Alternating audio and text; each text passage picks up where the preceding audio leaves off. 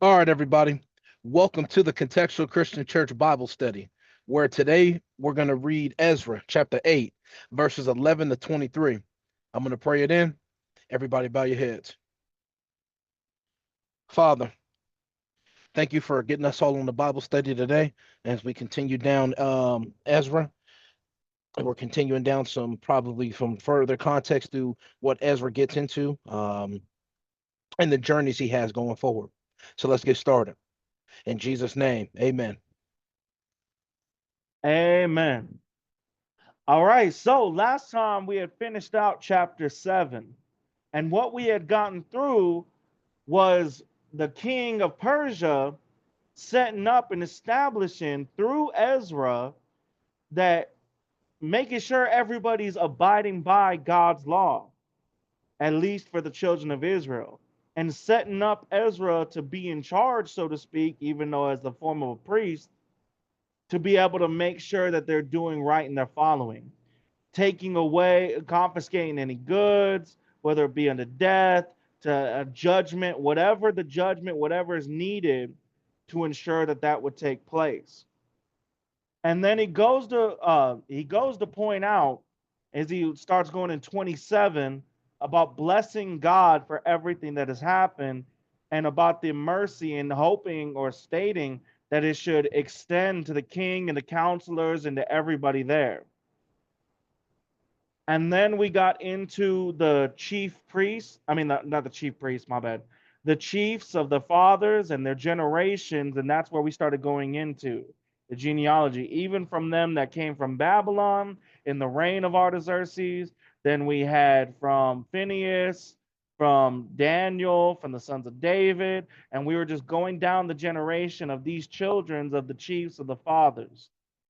And that's what we were getting into lastly. As the last group of children that we got into was the sons of Shelomith, the son of Yosaphiah, and pointing out that. So that was his children going through. So now we're continuing in these generation of the children of the chiefs of the fathers.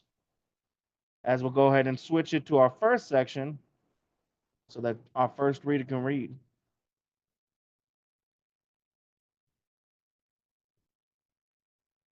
And go ahead, Charles, when you're ready. All right, I'll be reading Ezra chapter 8, verses 11 to 15. I'm going to give it a couple seconds.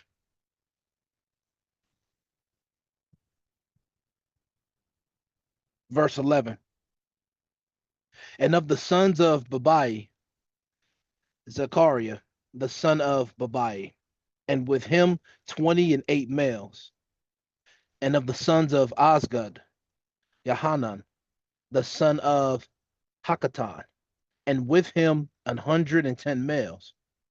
And of the last sons of Adonikam, whose names are these: Eliphelet, Yeiel, and Shemaiah, and with them threescore males.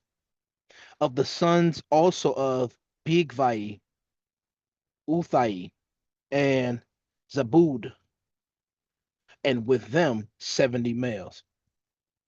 And I gathered them together to the river that runneth to Hava, and there abode we in Hava. tents, Hava, and there abode we in tents 3 days. And I viewed the people and the priests, and found there none of the sons of Levi. All right, so in my section, we are finishing this list that we've been going down of the children that are the children of the chief fathers of these different generations. Children of the chiefs of the fathers. I'm sorry, what did I just say? Children of the chief fathers. Children of the chief of the what was the first one you said? I should have wrote this down. Children of the chiefs of the fathers. So the fathers are the current heads of the tribes, right? Then you have the chiefs are the ones that they're the ones in charge. And then we Right. have these children that are flowing down, the generations coming down from them. So it's not the children of the chief fathers, it's the children of the chiefs of the fathers. That's my bad. I said it wrong. That's what I was You're trying to get at. close. Yeah, yeah, that's what I was trying to get at. So that's my bad. Yeah. Children of the chief of the fathers. So we got to the end of that list in my section, but it also and I gathered them. So Ezra, he's talking about gathering everybody at Ahava, and when they were there 3 days, he's looking around. He can't find any of like the sons of Levi. So basically like a direct lineage of Levi. Well, we know Ezra's direct lineage of Levi, but he can't find anybody from it. So Well, that's no, kind of funny. no. Yes and no. Technically, he is of the lineage of Levi because Aaron is of the Yes. lineage of Levi. But are they considered the same in how God distinguished them? Well, no, because technically different Levi's were different. You had the priests, you had the security guards, Exactly. you had this, you had different ones. So the reason that that matters is because Ezra's literally of the tribe of Levi. So when it says there are found none of the sons of Levi, that'd be a contradiction. Unless we take into account what it's actually been that God separated the children of Aaron from the rest of the children of Levi, as they were kind of considered their own thing. Because the rest of the children of Levi would do the works of the temple, the offering, the holding of the actual sacraments, the singing, and other stuff like that. But the children of Aaron were the ones who could be in the holiest of holies, be the high priest. Like there was a distinguishment made. So when it says this, it's actually kind of a contradiction if you don't take that distinguishment that God had made between the two into account. If I don't add that, you had the priests under Aaron's lineage, you had the singers and the trumpeters and the people that Yeah. would do the instrument, Not just the priest, the dealing with the. high priest, and the ones that could go into the holiest of holies. Hmm. Because the other ones were considered priests too in certain parts. As long as, even if there were ones that could go to do offering, but they couldn't go into the holiest of holies. So only Aaron's lineage was able to go into the holiest of holies. That was the distinguisher there. That was the separation. Yeah. So we got to keep that in mind. All right. Good job otherwise. And now, does anybody have any comments or questions as we go to the second section? Now would be the time to raise your hand.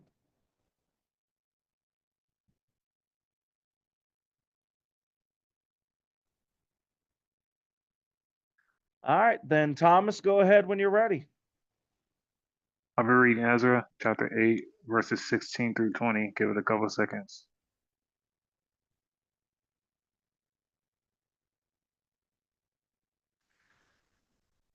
Then sent I forth Eleazar for Ariel, for Eleazar. Eleazar. Eleazar, Eleazar, for Yeah. Ariel, Now, for for. that one, it might be the TS noise. You can check the phonetic if it matters that much to you, or you could just say Eleazar. Okay.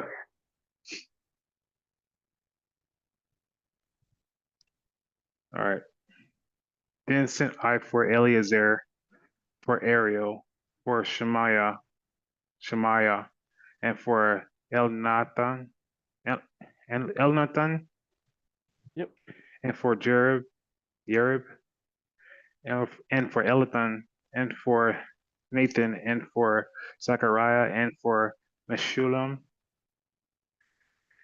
Chief men also for Uriab. Yoyarib. Say that one more time.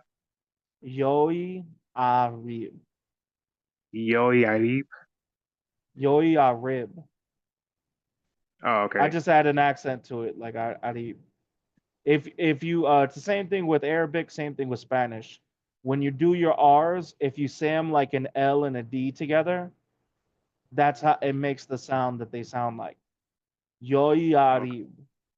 Al Yori, Dib. also for Yoriari, Ari, See and how it for sounds like the Elnathan, accent? yeah, Yeah. and for Elnathan, man of understanding. And I sent them with commandments unto Edo, the chief at the place of Cas. What is that? Casifia, Kasifa. That's the F sound. Casifa. And I told them what they should say unto Edo and to his brethren the Nethinims at the place of Casifa, that they should bring unto us ministers for the house of our God. And by the good hand of our God upon us, they brought us a man of understanding, the son of Mahaio, Mahai, Machli. Machli, Think like the son of Motley, Machli, but Machli. Machli, the son of Levi, the son of Israel, and the son of Sherebiah. Not What the was that one son more of time? An Sherebiah. And Sherebiah, with his sons and his brethren, 18, and Hashabiah, Yep. and with him Yeshia, and the No, not sons of Yeshia. Moriah, Yeshaya, Yeshaya, There you go. There you go. and the sons of Moriah, his Like if you're brethren, trying to and their poke fun at somebody for being shy. Yeshaya. oh Yeshaya, and the sons of Moriah, Nope, not his Mariah. brethren, and their Merari, my bad, Merari, his brethren and their sons 20. Also of the Nethinims, whom David and the princes had appointed for the service of the Levites, 220 Nethinims also of them were expressed by name. Okay, reading all these names made me forget about the context. So let me just skim real quick. Not a problem.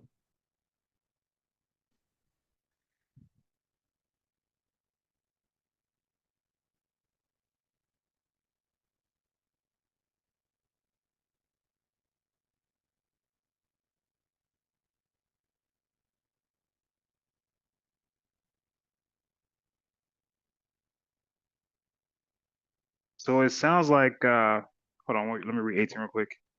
And by the good hand of our God upon us, they brought us a man of understanding of the sons of my. Okay. All right. So it sounds like we're still in just continuation of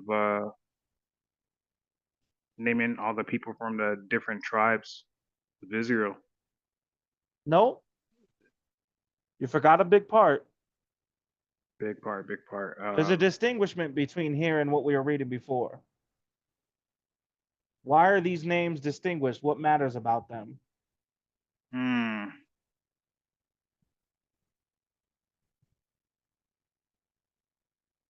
I would have to go back to Charles section.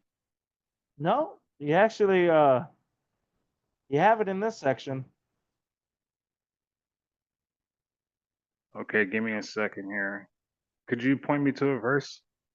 Yep. I don't want to hold up too much time. 17. Okay. And I sent them with commandments unto the chief at the palace. And I told them they should say unto Edo, to his brethren, the Nethinims. So he's these folks here, he's sending with commandments to You didn't relay to finish the somebody else. verse. I told them they should say unto Edo and to the brethren, the Nephilims at the palace Casifea, that they should bring unto us ministers of the house of our God. So There you go. asking that they bring ministers to the house of God. So they're asking So, for. Go ahead. so what's the distinguishment between these versus the others? Why are these distinguished? Why are they separated? What's different about them? So initially, the guys were speaking. Everybody we're speaking on were going out, and these guys are coming in. What? Where did it say the other ones are going out? So I'm trying to think back to the previous verses. Maybe I would have to go You're back, adding but something that's not there. Let's yeah, go back to the previous verses. yeah. Remember, you have to Thanks. keep into context that, right? So when we go back to the previous verses, I'll go ahead and put it on the screen.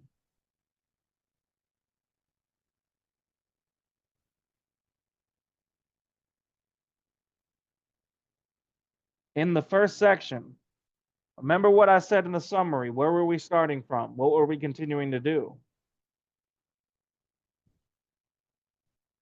I barely even heard the summary, to be honest. I I had one bar Okay. though. So we were continuing with the generations of the sons of the chiefs of the fathers. In other words, the sons of the heads of the tribes of Israel. Right. Those were the Okay. generations that are going down. And it continued there through 14, but then 15 went different. He gathered all these chiefs, these sons of the chiefs and heads. He gathered all them, where at in 15? He gathered them together to the river that runs to Ahava. So he gathered all them there. And they stayed there in tents for 3 days. And he viewed the people. And then what did it say he noticed afterwards? So he viewed the people And I and the found there. priest. Yep. And I And then found what there did he say? none of the sons of Levi. And there was So no then, sons of Levi. right. So we're specifically about to go into the sons of Levi and what we do in your section. But then the question is why? Why is he going out of his way to distinguish the need for sons of Levi? Well, then when we go Right. into your section in 17, what was the reason why they needed sons of Levi? 17. Let me read that again. So he ends up sending them with commandments to Edo. And it says here that they should bring them ministers of the house of our God. Exactly. Ministers of for the house of our God. And So the what are Levites some of were the the ones and then what do down. we start going into these details of the ministers?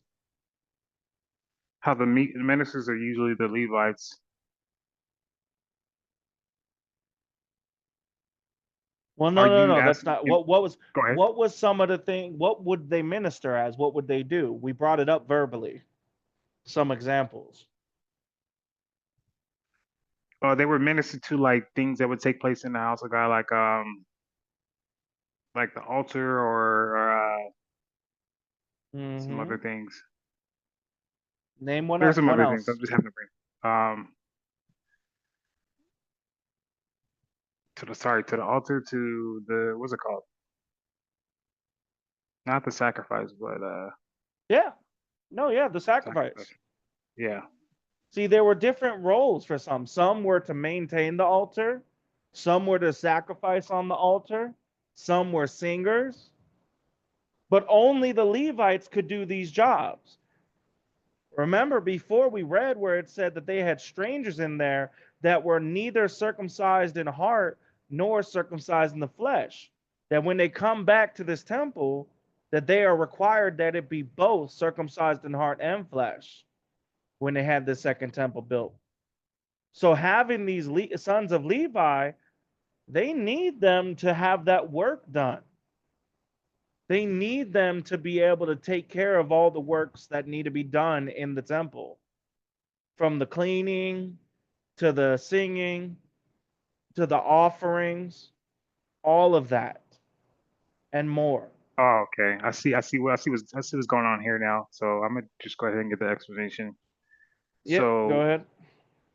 so 15 back in Charles' section, they were talking about how they didn't have any Levi's. So they go and do just that. They acquire some, and they send them down with commandments to, to bring back some ministers, bring back some people to minister the house of God. And by the grace of God in 18, that happens. And people, they bring back some people of understanding, and then it just goes to, it goes down on explaining all the Levites and the son of and the son of and the son of for the rest of it. Exactly. So they're making sure that they got all the generations of Levites that they could grab to be able to make sure that the work of God gets done in the house of God. Yeah. Took a minute, but it Good. clicked. Yeah, it's all good. Hey, sometimes we take a little time. As long as we make sure we get it right. That's why it's always important to make sure we keep in mind the context of the previous verses. And like Yeah. including the part of where it said that no one that was not circumcised in heart or circumcised in mind, they weren't even allowed to be in the temple. Keeping that in mind makes a big difference for the context here, and as towards the necessity of the Levites. Now, if you didn't have that requirement, Charles, would it matter that we have this distinguishment for the Levites here? No. And why not?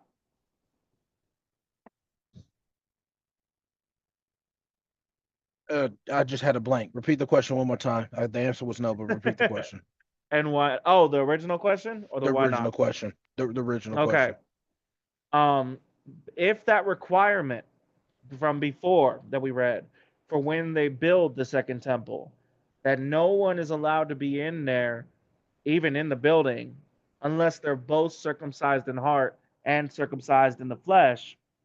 If that requirement didn't exist, then would it matter that we're having this, that would the need to find these Levites even exist?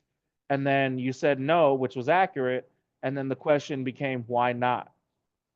Oh, well, if the requirement didn't matter, then you had some men here that you could have brought in because we didn't get a specification of who was supposed to do what for the second temple. We just got, yeah, if it wasn't required, if we didn't bring up the specification for the second temple, we got a list of people you could have used.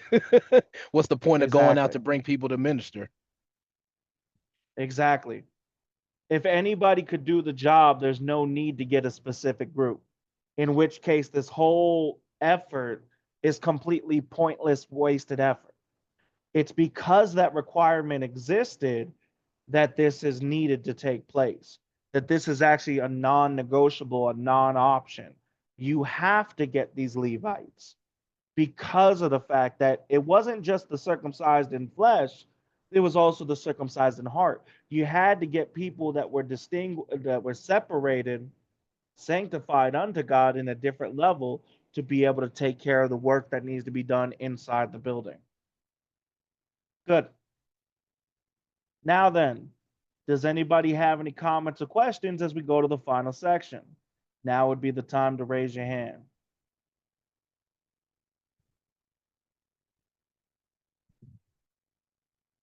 All right.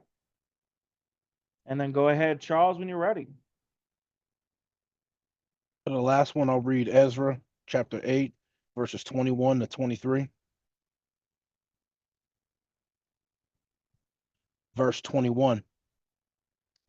Then I proclaimed a fast there at the river of Ahava, that we might afflict ourselves before our God, to seek of him a right way for us, and for our little ones, and for all our substance.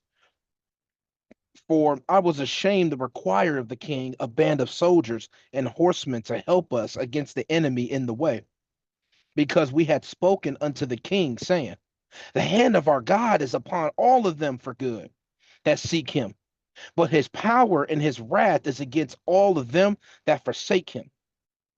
So we fast and besought our God for this, and he entreated of us. That's interesting. So Ezra's talking about they had a fast at the river of Ahava, like as a way to afflict ourselves, so like punish, chastising yourselves, to seek of Yep. him the right. Oh, sorry, I Not was talking not the not same time you was. necessarily chastise. I just want to correct that because chastise comes more with like discipline. Like if I'm So more of chastising, a I'm disciplining you. So I would, so and more it comes with that. Like think for example, if I'm chastising a child, spanking the child would match that. But if I'm making the child fast, that wouldn't really be the same connotation that comes along with chastisement. You see what I'm saying? I see what you're saying because the way I'm reading it, it sounds like a form of like punishment against yourself because of verse Yes, 22. but I wouldn't say punishment, harm maybe, but punishment still relates to doing wrong, right? Can you get punished for doing right? Is that normally You how sh- we think of punishment? no, that's not normally how we think of punishment. You see what I'm saying? So you can sacrifice for the right thing, but it would contradict God's morality and what we live by to be punished for doing the right thing or Right. chastised. So I would pick a different word than that for the word afflict. Yeah, that's what I'm thinking about. Like, what can I? Because I was gonna leave it as just a fast where you start yourself. I mean, you um, could, yeah, but I'll who just have would to say leave you it have at to have another word? The whole you. point in explaining it is just to make sure we understand what we read. Yeah, so okay, I'll leave it at a fast. So Ezra is proclaiming this fast at the river of Ahava to seek what the right thing that God wants them to do for them, for their brought up the little ones or the kids, and for whatever they have around them. But then he brings up the why. Because I was ashamed to require of the king a band of soldiers and horsemen to help us against the way. So he's doing it because he was ashamed to ask the king for help for in the way that they're going. Because in the way that they're going, the soldiers will be going against the enemy. And he Exactly. also added, because we had spoken unto the king, saying, when he says this, because we had spoken unto the king, saying, the hand of our God is upon all them for good that seek him, but his power and his wrath is against all them that forsake him. This is still the when he's talking to the king, I'm thinking he's talking to the king of Persia, who's in support of this situation. And when Yeah. he says that, he's using that as a what's the word? When you support us, God takes care of you, but when you don't support us, God's gonna leave you behind, turn away from you. In other words, like Not a quite. Not quite. okay, You're close, but not. It's the way you explained it that's improper for an accurate connotation, an accurate essence of what's being said. the wax. Let me give Okay, Thomas a chance. go ahead. Thomas, go ahead and retry explaining 22. Because Charles's point he's getting at is accurate, but the way he explained it was incorrect. I gotta reread it. That's For I was fine. ashamed to require of the king a band of soldiers and horsemen to help us against the enemy in the way, because we had spoken unto the king, saying, the hand of our God is upon all them for good that seek him, but his power and his wrath is against all them that forsake him.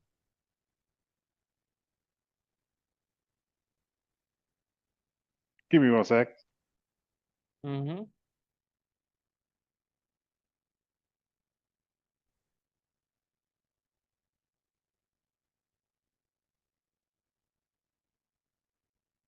Okay. So,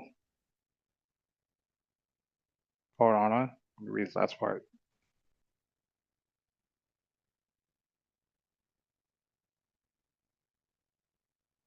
So, it sounds like they're ashamed to ask for help because so they're ashamed to ask for help because they know that God is going to help them if as long as they're doing what's according to God. Nope. But the people who aren't, then they're on the opposing side. Nope. But good So try. yeah. It's not about knowing. The part that you guys are missing that is impacting your correct or incorrect context is the part where it says, because we had spoken. You're forgetting that. They're bringing up something that already happened. So the reason they feel ashamed to ask the king for soldiers and horsemen is because they had already told the king that God is a helper to the ones that are seeking him, and he is wrath to the ones that forsake him. So they had spoken this to the king. And then after speaking it, they had to come to the king for help. And so he's ashamed of that. Does that make a little bit more sense? And Charles, was that the point you were getting at? That's the point. I had a horrible way of explaining it, but yeah, I was trying to get it at trying to get to that. Same here. So in the what I should have said then was it's like a form of contradiction then. Because you already told the king that God is going to take care of us, and because we're his people and all of that. But at the same time, go give us some soldiers on our way up there. Exactly. Exactly. A good example of this would be like if you were dating a woman and your mom tells you that, look, if you I'm here if you need me, I got you. And then you tell your mom, look, mom, I love you, I appreciate it, but I got my wife now and she knows how to cook and she can keep the house clean and she takes care of everything. Then you ask your mom, whether a month, whether a couple weeks, whether a few months down the road, you ask your mom to come over and help clean the house because you have a long day of work today coming up. Yeah, she'd be willing to help, but you just completely contradicted yourself because you told her already you don't need the help because your wife is there. But now you're asking for the help. In the same way here, you told the king in this connotation, what it brings up, you're implying that you don't need the king's help by saying that God takes care of the ones that seek him, and he's wrath against the ones that forsake him. But then after the fact, you ask the king for help, and he's been willing to help up until this point. After he got some knowledge from going to the treasury, finding out that they did have a decree for them to build it from the first king. So in this situation, it is the contradiction. That's what he's getting at. And so they're proclaiming this fast because of their embarrassment due to contradicting themselves. All right, so go ahead and continue, Charles, with your explanation.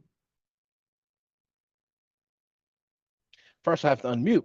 The only thing I wanted to add after that was them fasting and that God had heard them. God entreated of us, so God had heard their heard them basically. That's all I want to I add to think that there's because one more thing you need to explain that is implied from this. from 22 or 23. 21, actually. 21. Let me reread. Did I proclaim the Mhm. fast there at the river of Ahava, that we might afflict ourselves before our God, to seek of him a right way for us, and for our little ones, and for all our substance. I brought up the I re-explained this to seek God in the right way that they should go about this situation for them, for the kids, and for the things around them. Um,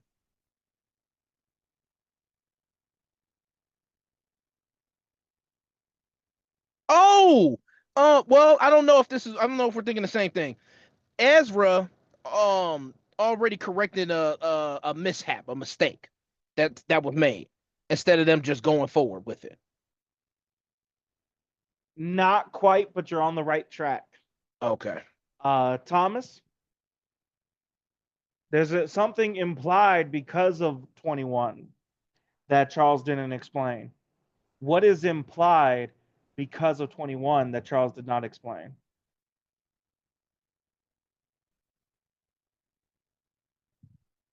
I'm Don't forget to honestly not unmute them. sure. Okay, there you go. All right.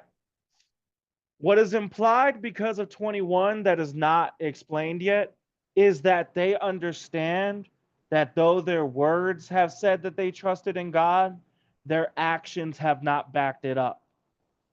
And them doing this feast is to prove that they understand, not just in word, but in action, where their power and where their strength truly comes from. You mean the fast? The fast. The very fact that they're having this fast and the reason being listed for it shows that they understand that their words have been one thing, but their actions have been another. So they're doing this fast to make themselves mentally, emotionally, entirely right in their service to God, putting Him as their number one thought of strength rather than the king or anything else. Does that make sense, Thomas and Charles? Yeah. Yeah, that makes sense. All right, good. Now, do either of you have any other questions or comments before we pray out from the Bible study? Now would be the time to raise your hands.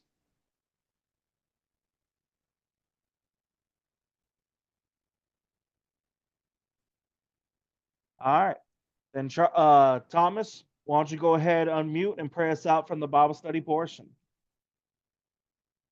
All right, everybody. If everybody can bow their heads with me as we begin to pray. Heavenly Father, we thank you for another Bible study. We thank you for the things that we don't thank you for on the regular that we probably should, like waking up and just seeing the light of a new day and the ability to still breathe the breath of life. But also thank you for this study as well. Thank you for Ezra and all the things that we can learn from it, even things we wouldn't catch, but Matt catches it. He's such a great teacher. We're grateful. Also pray that we have a good remainder of our day and things just work out for the greater good. In Jesus' mighty name, amen. Amen. All right. Now on to the Bible listening portion. So today we get to start it over. We finished it up. So tonight's listening is actually going to be the second section. So tonight's listening will be Genesis chapter 17 to chapter 27. Again, tonight through tomorrow is chapter 17 to chapter 27 of Genesis. Let me know when y'all got it. Got it. Got it. All right. And last night's was Genesis chapter 1 to chapter 16. And we'll go ahead and have Thomas go first with the ones that stuck out to him, and then Charles, and then I'll go last.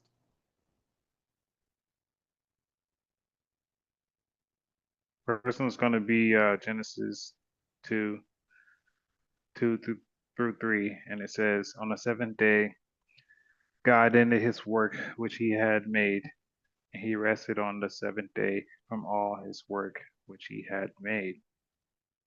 And God blessed the seventh day and sanctified it, because that in it he had rested from all his work which God created and made. Who would have known this one resting day would go on for generations as a tradition? How cool is that? Not a They just, tradition.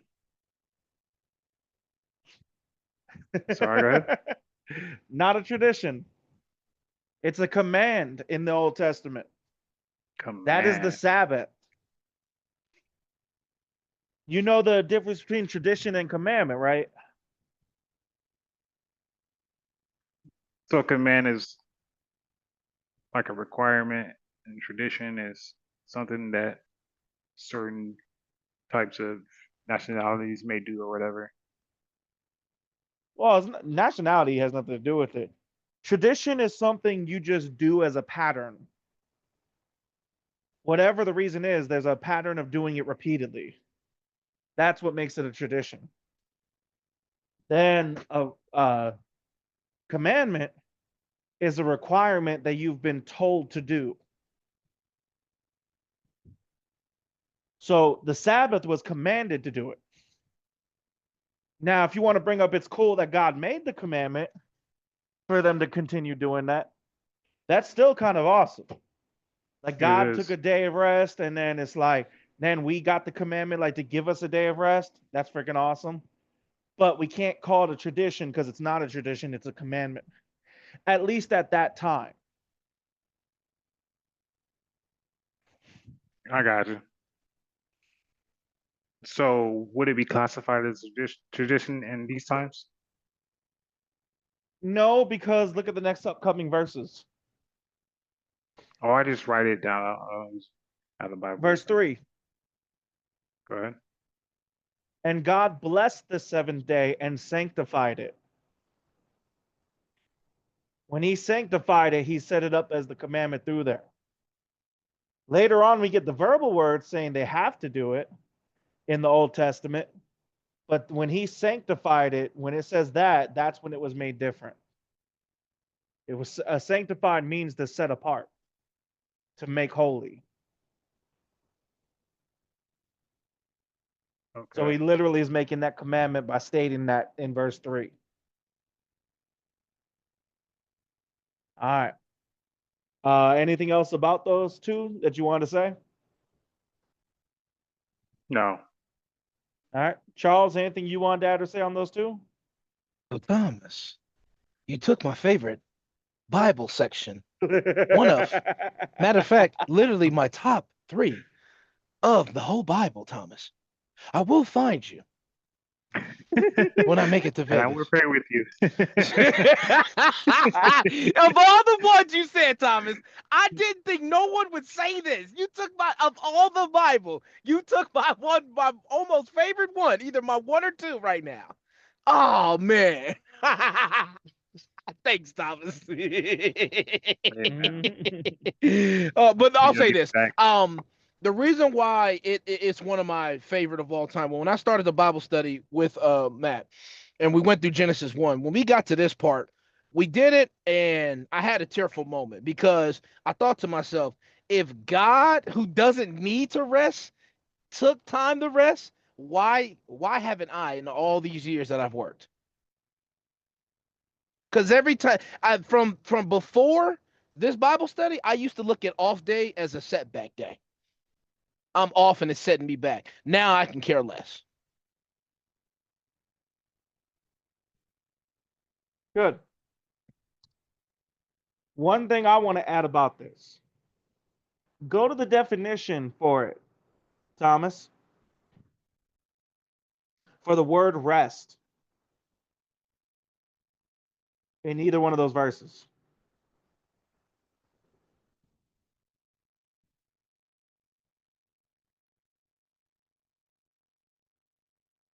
You there? Oh, my bad. I said 1 second. Oh, okay.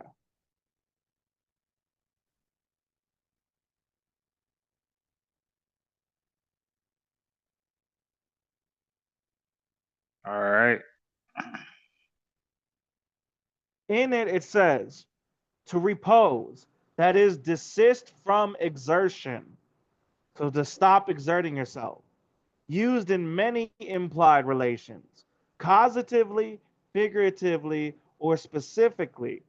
Cause to, let, make to, cease, or celebrate, or cause or make to fail, or to keep Sabbath, suffer to be lacking, leave, put away, or put down, make to rest, rid, still, take away.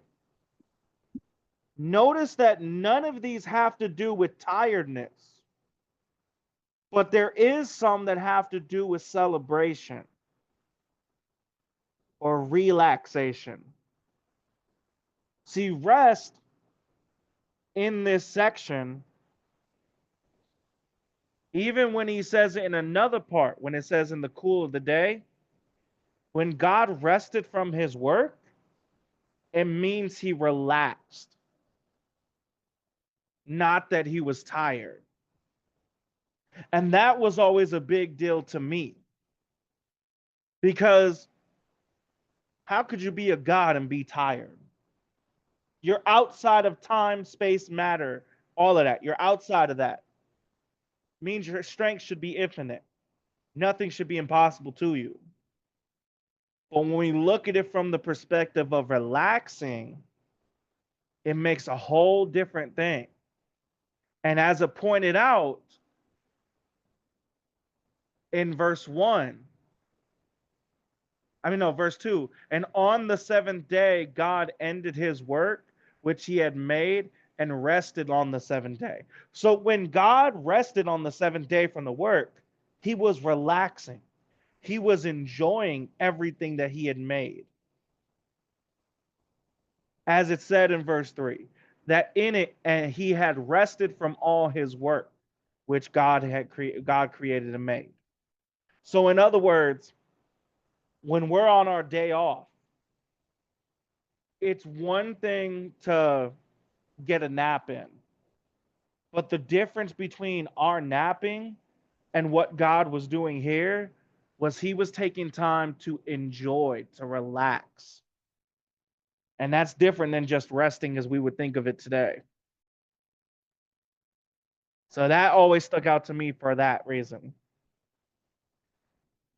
All right, but go ahead and go to your second one. All right. My second one's going to be Genesis 12, 1 through 3. It says, Now the Lord has said unto Abram, Get thee out of thy country, and from thy kindred, and from thy father house, unto a land that I will show thee. And I will make of thee a great nation, and will bless thee, and make thy name great, and thou shalt be a blessing.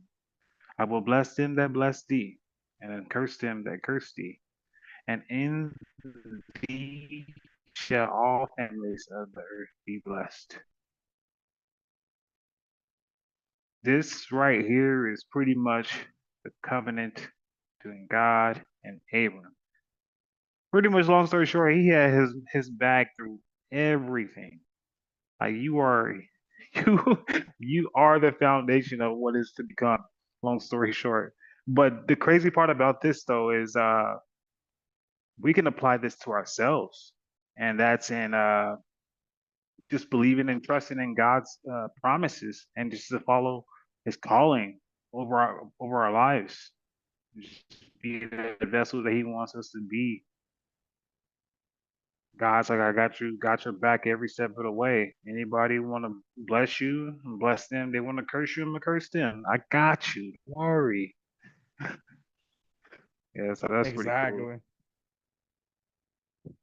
Imagine the whole Exactly. time y'all couldn't hear me. Oh no, that would be funny as heck. I'm not gonna lie, we laugh every time we have a problem with signal like that.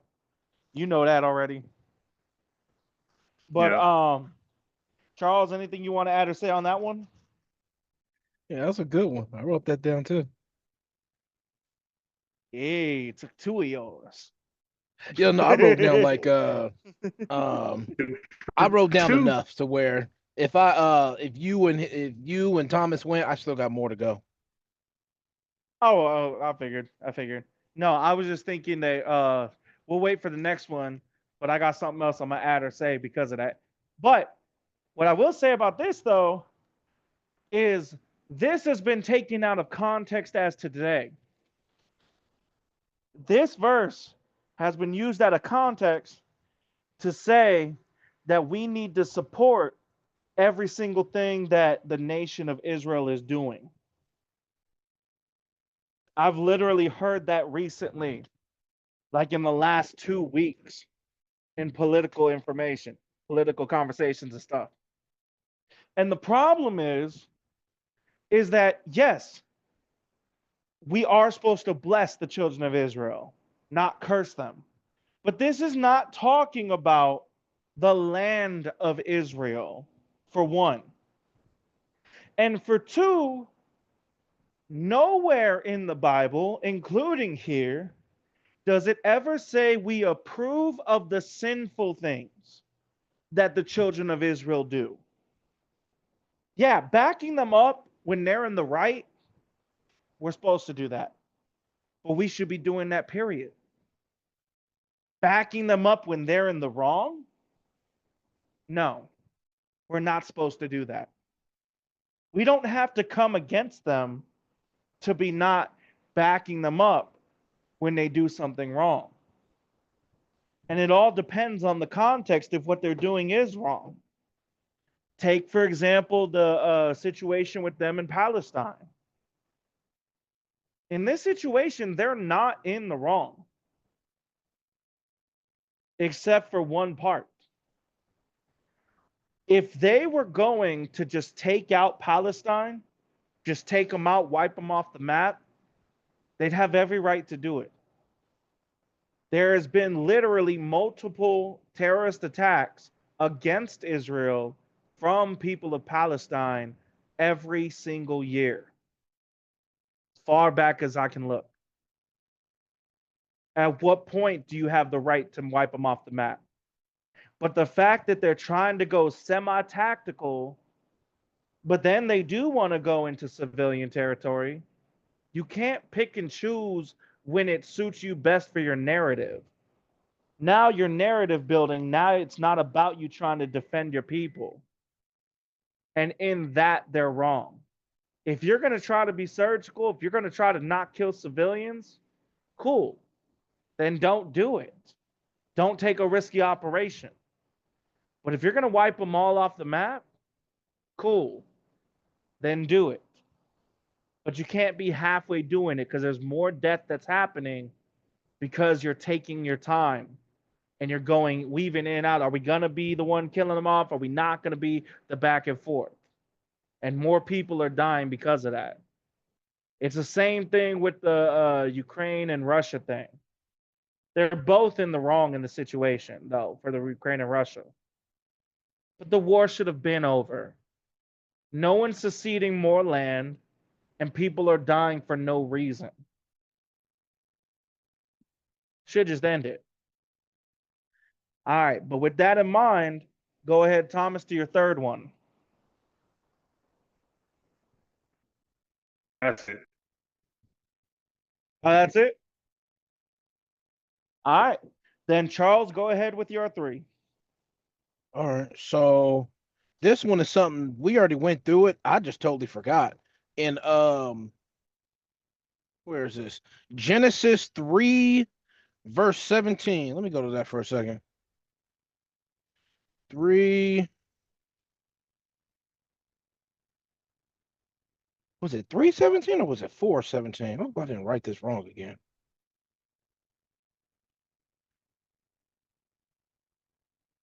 Let me double check 4. Okay.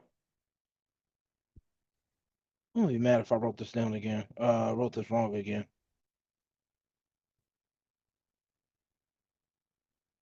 Yes, it was chapter 4. Enoch being the one that walked with God that didn't die. I totally forgot he was the son of Cain, the same one that killed Abel. It just blew my mind that Enoch's dad was Cain. That's crazy. Yeah, that was a surprise. That was just one of those things where it's like, dang man, I must have forgot that big thing. Now the biggest one, Genesis chapter 8, verse 20. This one's huge because I forgot about this too. Well, yeah, no, I forgot about it because we didn't really get too detailed with the You burnt said that was in offerings and stuff. 3? No, the Cain and Enoch, that's 4. Genesis 4, verse Oh, 17. okay. I was Yeah, I like, wrote it wrong. like, I wrote it. I said 3 earlier, but I wrote it wrong. Matter of fact, let me change that now. Oh, here it is. Yeah, let me change that now. Genesis 4. Now, the second one I wanted to bring up was Genesis chapter 8, verse 20, which it hits me different now than it did when we first went through it. Noah built an altar for God. He took every clean beast and every clean like bird, flying creature, and offered it as a burnt offering onto the altar.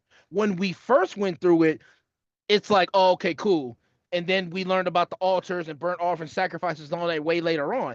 Now that I'm coming back to it, I'm like, oh, Noah was the first to build an altar and offer burnt offerings. That's huge to me, at least.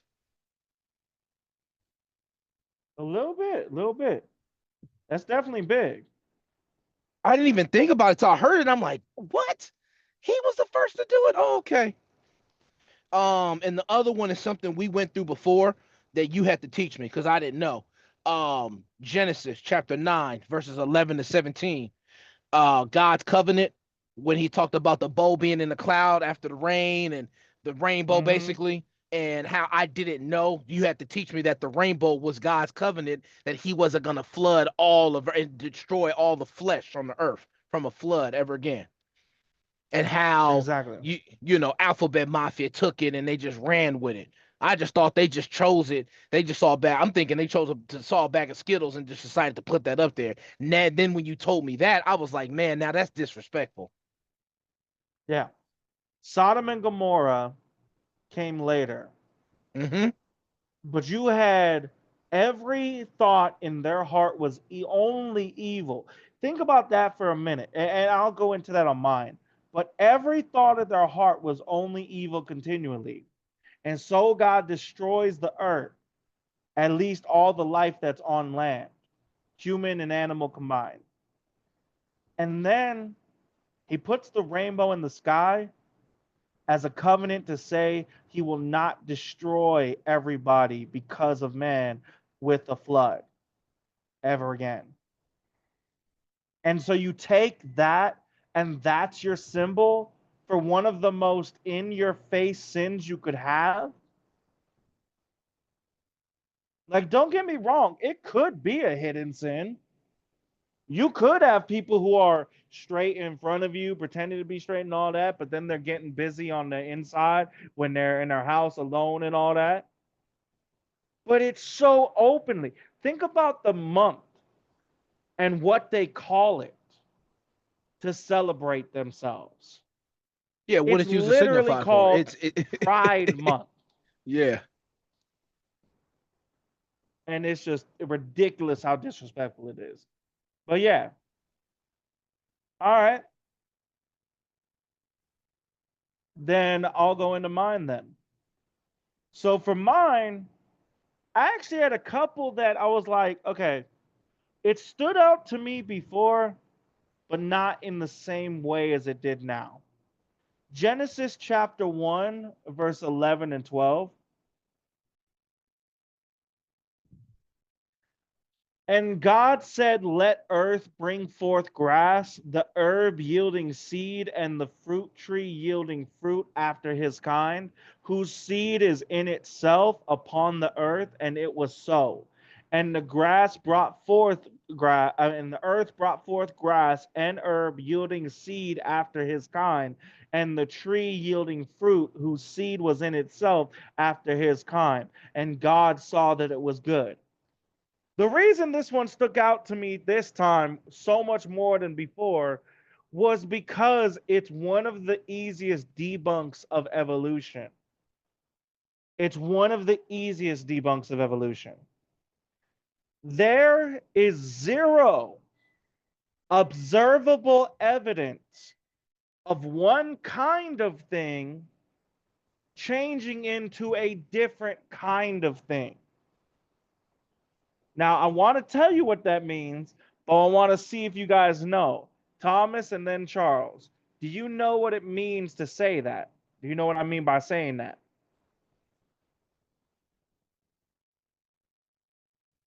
No, I'm not sure. All right, Charles. I think I do, but I don't want to throw a guess out there or get all All right. con- jumbled. No matter what species of bear, bears always produce bears. You never have a bear becoming a freaking tiger. It doesn't happen.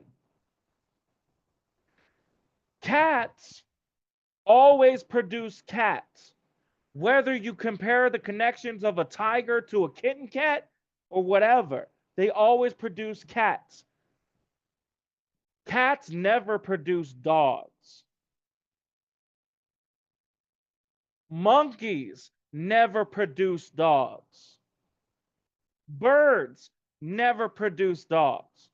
There is no connection in the origin species. There is no connecting there at all. They always, of any observable evolution, they're always producing different kinds of the type of kind they are. The rest is made up connections. They literally took a skull of a human and the jawbones of a primate, put them together to try to claim that it was a missing link. And it took years for them to debunk it.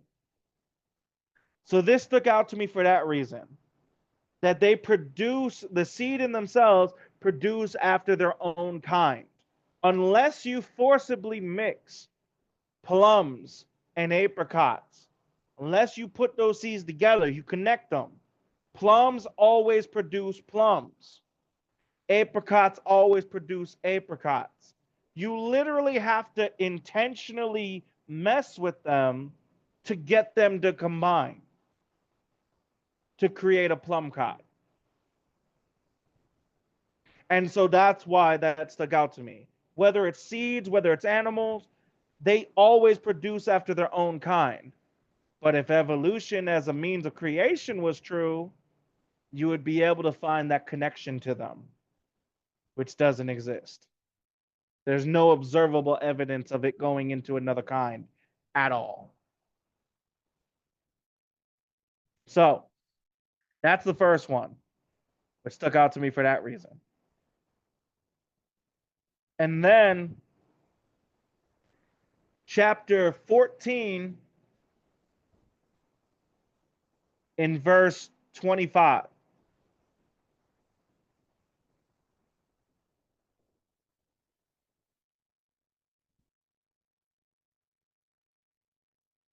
Get over there real quick. Which chapter? Chapter 14. Verse 25. There's no 25 and 14. Oh, no, wait. What the heck? No, 4 and 25. My bad. Chapter 4 and 25. Oh, I had man. screwed up one. Yeah, I know. Okay, so- I do it all the time. Yeah. Chapter 4 and 25. My bad. And Adam knew his wife again, and she bare a son and called his name Seth. For God, she said, hath appointed me another seed instead of Abel, whom Cain slew.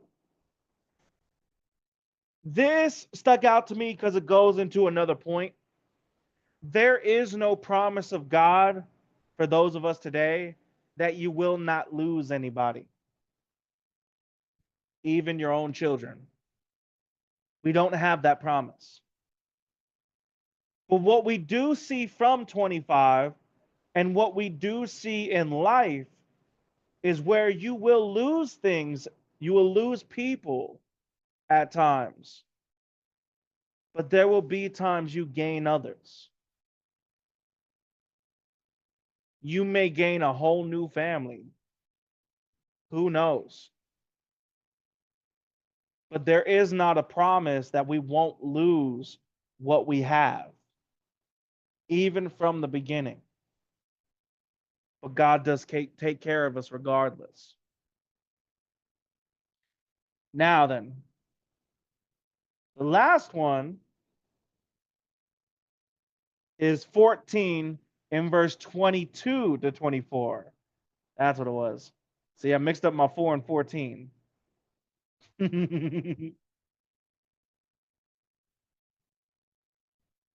right. And Abram said to the king of Sodom, I have lifted up mine hand unto the Lord, the Most High God, the possessor of heaven and earth, that I will not take from a thread even to a shoe latchet, and that I will not take anything that is thine, lest thou shouldst say, I have made Abram rich. Save only, so accept only, that which the young men have eaten, and the portion of the men which went with me, Aner, Eshcol, and Mamre. Let them take their portion. So when we keep in mind who Sodom is, this is an interesting point. We're talking about a sinful amongst the sinful nations, like as bad can be. And Abram had to come in here to get Lot, and they got saved in the process. And so, but they're trying to give him something. He don't want to take nothing from them except what's needed for them to be able to make it back. As he said, so he pointed out, I'm not going to give you even a possibility that you could say that you made Abram rich. And this is an interesting mindset to have for Abram, and that's why it sticks out to me. When I look at somebody who is so far gone in sin, and you think about the image that comes off of that, do I really want them to benefit me? To be successful in any way? To give them a leg up on anything? What happens if later on something pops off and they want me to help them? But I know that they're in sin. I know they're doing wrong. But they want me to help them when I'm not supposed to help them. They could come back against me and say, you're not going to help me now? But I'm the reason that you got rich. I'm the reason that you got a leg up. I'm the reason you're at where you're at now. You owe me. So by not taking any benefit from Sodom, he also closed off that opportunity for them to have anything to say if a situation like that would arise. And that's why that stuck out to me. The impact of what happened from what Abram said in the possible futures, and how it really is a good idea for us today. Yeah, it's great to have a benefit for some things, but there is a certain level where we want to be cautious, not giving the devil or wicked people an opportunity to come against us later by saying that they did so much for us. Now, Charles or Thomas, do you guys have anything you want to add or say before we close it out?